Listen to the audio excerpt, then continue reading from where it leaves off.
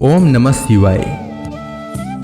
जिस प्रकार इस ब्रह्मांड का न कोई अंत है और न ही कोई शुरुआत, उसी प्रकार शिव अनादि हैं। संपूर्ण ब्रह्मांड शिव के अंदर समाया हुआ है।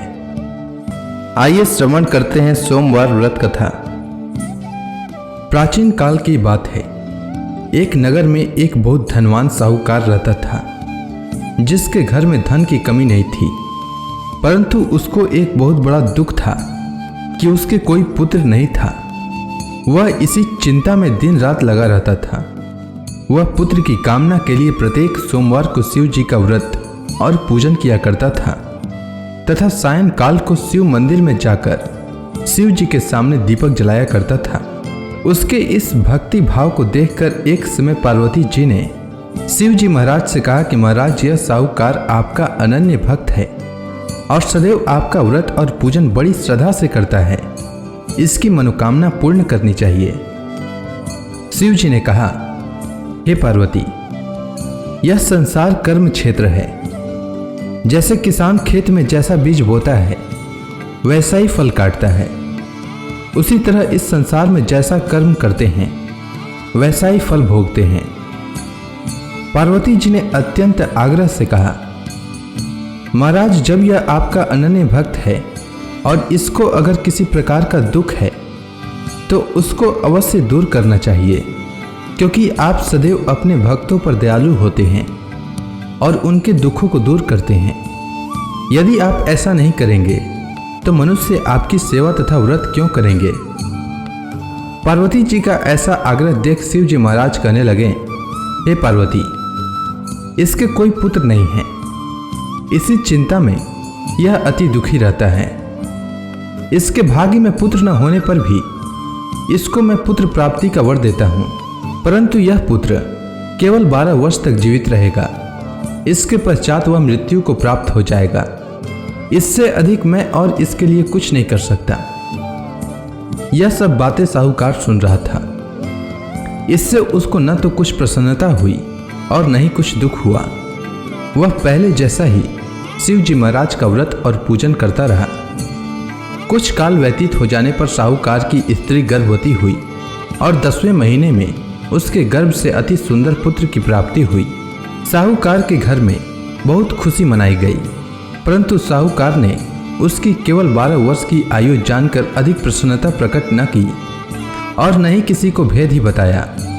जब वह बालक 11 वर्ष का हो गया तो उस बालक की माता ने उसके पिता से विवाह आदि के लिए कहा, तो वह साहूकार कहने लगा कि अभी मैं इसका विवाह नहीं करूंगा, अपने पुत्र को काशी जी पढ़ने के लिए भेजूंगा।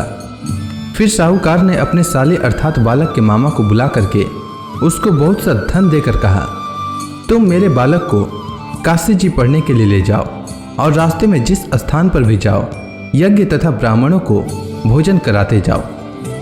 वह दोनों मामा भांजे यज्ञ करते और ब्राह्मणों को भोजन कराते जा रहे थे। रास्ते में उनको एक शहर पड़ा। उस शहर में राजा की कन्या का विवाह हो रहा था। दूसरे राजा का लड़का जो विवाह कराने के लिए बारात लेकर आया था, वह एक आंख से काना था। उसके माता पिता को इस बात को लेकर बड़ी चिंता थी कि कहीं वर को देखकर कन्या के माता पिता विवाह में किसी प्रकार की अड़चन पैदा न कर दें। इस कारण जब उसने अति सुंदर सेठ के लड़के को देखा तो मन में विचार किया कि क्यों न दरवाजे के समय इस लड़के से वर का काम चलाया जाए। ऐसा विचार कर वर के पिता ने उस लड़के और मामा से बात की तो वे राजी हो गए। फिर उस लड़के को वर के कपड़े पहनाकर तथा घोड़ी पर चढ़ाकर दरवाजे पर ले गए और सब कार्य प्रसन्नता से पूर्ण हो गया। फिर वर के पिता ने सोचा कि यदि विवाह कार्य भी इसी लड़के से करा लिया जाए तो क्या बुराई है। ऐसा विचार कर लड़के और उसके मामा से कहा, यदि आप फेरों का काम और कन्यादान के काम को भी करा दें तो आपकी बड़ी कृपा होगी और मैं इसके बदले में आपको बहुत कुछ धन दूंगा। तो उन्होंने स्वीकार कर लिया और विवाह कार्य भी बहुत अच्छी तरह से संपन्न हो गया। परंतु जिस समय लड़का जाने लगा तो उसने राजकुमारी की चुंदड़ी के पल्ले पर लिख दिया कि तेरा विवाह तो मेरे साथ हुआ है, परंतु जिस राजकुमार के साथ तुमको भेजेंगे वह एक आंख से काना है और मैं काशी जी पढ़ने जा रहा हूँ। लड़के के जाने के पश्चात उस राजकुमारी ने जब अपनी चुंदड़ी पर ऐसा लिखा हुआ पाया तो उसने राजकुमार के साथ जाने से मना कर दिया और कहा कि वह मेरा पति नहीं है, मेरा विवाह इसके साथ नहीं हुआ है, वह तो काशी जी पढ़ने के लिए गया है। राजकुमारी के माता पिता ने अपनी कन्या को विदा नहीं किया और बारात वापस चली गई। उधर सेठ का लड़का और उसका मामा काशी जी पहुंच गए। वहां जाकर उन्होंने यज्ञ करना और लड़के ने पढ़ना शुरू कर दिया। जब लड़के की आयु 12 वर्ष की हो गई तो उस दिन उन्होंने यज्ञ रचा रखा था कि लड़के ने अपने मामा से कहा कि मामा जी आज मेरी तबीयत कुछ ठीक नहीं है। तब मामा ने कहा कि अंदर जाओ और सो जाओ। लड़का अंदर जाकर सो गया और थोड़ी देर में उसके प्राण निकल गए। जब उसके मामा ने आकर देखा कि वह मुर्दा पड़ा है तो उसको बड़ा दुख हुआ और उसने सोचा कि अगर मैं अभी रोना पीटना मचा दूंगा तो यज्ञ का कार्य अधूरा रह जाएगा। अतः उसने जल्दी से यज्ञ का कार्य समाप्त कर ब्राह्मणों के जाने के बाद रोना पीटना आरंभ किया। संयोगवश उसी समय शिव पार्वती जी उधर से जा रहे थे। जब उन्होंने जोर जोर से रोने की आवाज़ सुनी तो पार्वती जी कहने लगी कि महाराज कोई दुखिया रो रहा है, उसके कष्ट को दूर कीजिए। जब शिव पार्वती ने पास जाकर देखा तो वहाँ एक लड़का मुर्दा पड़ा था। पार्वती जी कहने लगी कि महाराज यह तो उसी सेठ का लड़का है जो आपके वरदान से हुआ था।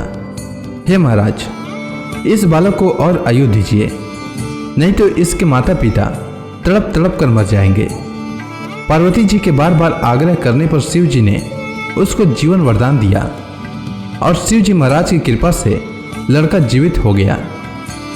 शिव जी और पार्वती जी कैलाश पर्वत पर चले गए। तब वह लड़का और मामा उसी प्रकार यज्ञ करते तथा ब्राह्मणों को भोजन कराते हुए अपने घर की ओर चल पड़े। रास्ते में उसी शहर में आए जहां उसका विवाह हुआ था।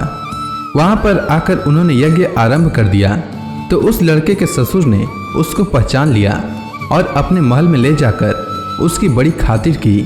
साथ ही बहुत से दास दासियों सहित आदरपूर्वक लड़की और जमाई को विदा किया। जब वह अपने शहर के निकट आए तो मामा ने कहा कि मैं पहले तुम्हारे घर जाकर खबर कर देता हूँ। जब उस लड़के का मामा घर पहुंचा तो लड़के के माता पिता घर की छत पर बैठे थे और यह प्रण कर रखा था कि यदि हमारा पुत्र सकुशल लौट आया तो हम राजी खुशी नीचे आ जाएंगे, नहीं तो छत से गिरकर अपने प्राण खो देंगे। इतने में उस लड़के के मामा ने आकर यह समाचार दिया कि आपका पुत्र आ गया है, तो उनको विश्वास नहीं हुआ। तब उसके मामा ने शपथ पूर्वक कहा कि आपका पुत्र अपनी स्त्री के साथ बहुत सारा धन लेकर आया है। तो सेठ ने आनंद के साथ उसका स्वागत किया और बड़ी प्रसन्नता के साथ रहने लगे। इसी प्रकार से जो कोई भी सोमवार के व्रत को धारण करता है अथवा इस कथा को पढ़ता या सुनता है उसकी समस्त मनोकामनाएं पूर्ण होती है। उम्मीद है आपको सोमवार व्रत की कथा अच्छी लगी होगी। अगर आपको यह वीडियो अच्छी लगी हो तो कमेंट सेक्शन में ओम नमः शिवाय लिखना न भूलें। धन्यवाद।